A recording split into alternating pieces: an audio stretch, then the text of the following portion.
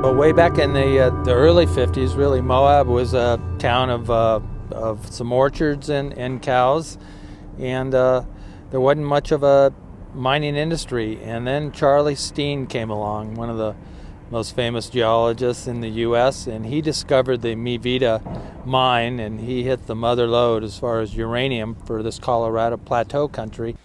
After Charlie Steen made the Mi Vida mine uranium discovery, he formed the Uranium Reduction Company and built the original mill that is now known as the Atlas Mill on the banks of the Colorado River in 1956.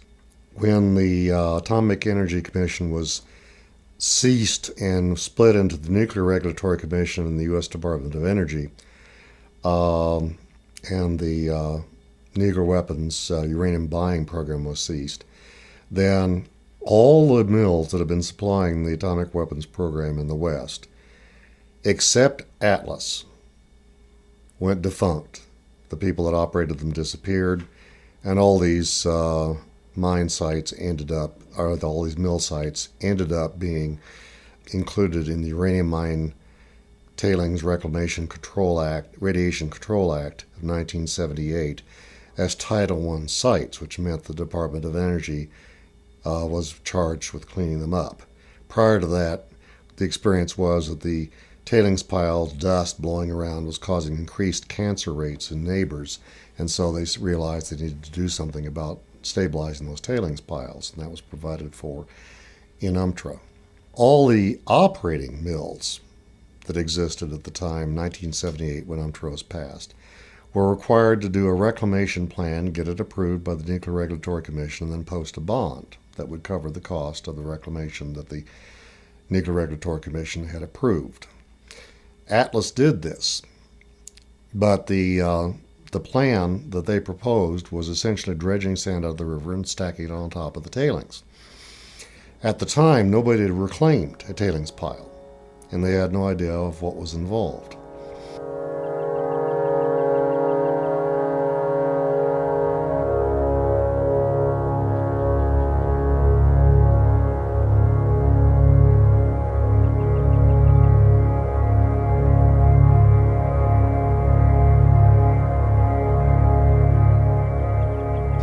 As time went by,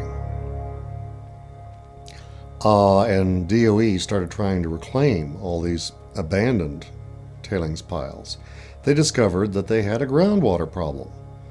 That is, the tailings, water coming through the tailings were leaching out all kinds of uranium and ammonia, or whatever the reagent was that was used in the milling process, and heavy metals out into a plume that was going into, in most cases, the nearby water course, since most of these sites, none of them were lined.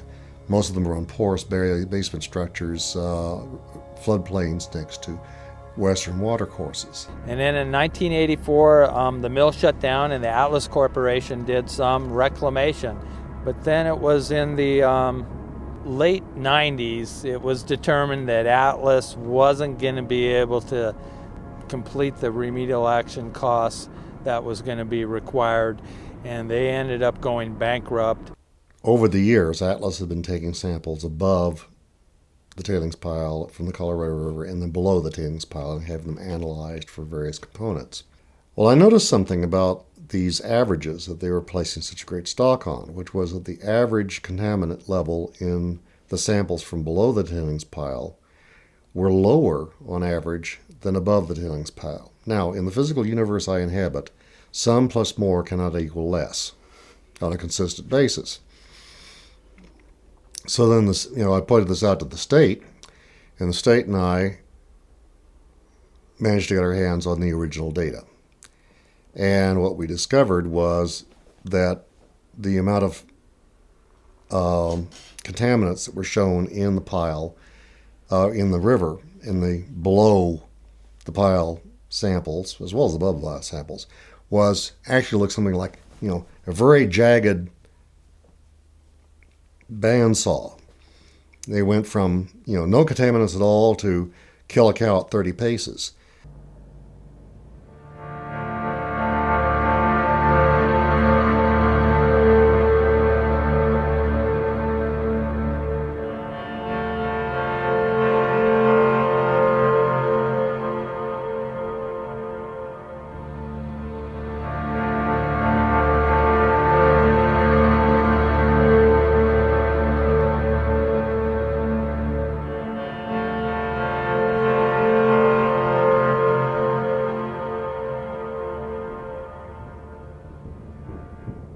reason why the tailings were elected to be moved away from the river here wasn't so much that it was an imminent health risk to the community. More than 90% of the uranium was removed from the ore during the milling process, but the radium was left behind. And radium, it's a naturally occurring radioisotope. It will decay to radon gas and the radon daughters. The other almost more bigger issue was the fact that we weren't able to absolutely predict over a 1,000-year period what the river would do during flood stages, and how effective we'd be in cleaning up the groundwater if the tailings pile was still here.